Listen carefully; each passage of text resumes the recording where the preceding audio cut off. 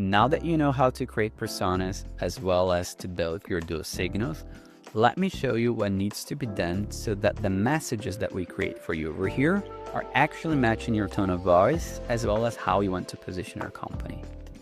If I head over settings and then message settings, you'll see the company value proposition section. That's precisely the place where we add everything that we know about your product and service. We're going to add here your company value proposition, your competitive advantage, some of the different narratives you may use for your different ideal customer profile, and as well as some customer success stories and social proof. The idea is that we use all of these contexts to create the emails for you automatically.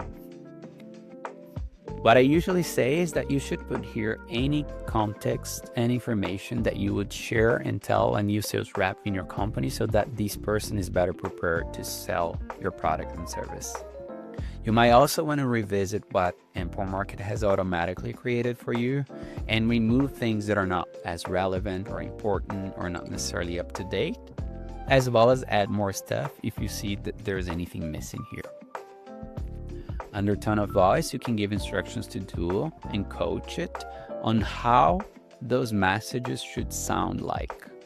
In this specific case, I'm asking for those messages to be very conversational, super casual, but at the same time, I want them to be straight to the point and including low commitment call to actions, for example. I can use some of the suggestions that are here as well. And then I can also see if the messages that are created in Duo are actually reflecting my tone of voice and how I want things to be.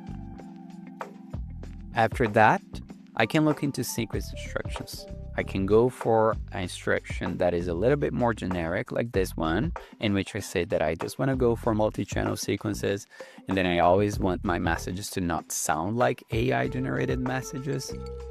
But I can also use some suggestions here, or even remove all of this and put more detailed instructions on how I want this sequence to be structured, meaning like on day 1, I want to send a profile visit. On day 3, I want to send an email message exactly with this specific copy here. So you can be as detailed as you want. And under enforcement rules, you can take a look into what are some of the things that you want to make sure that the whole team is using across the company. So if you want to make sure that the value proposition is always the same across all users, enable that here.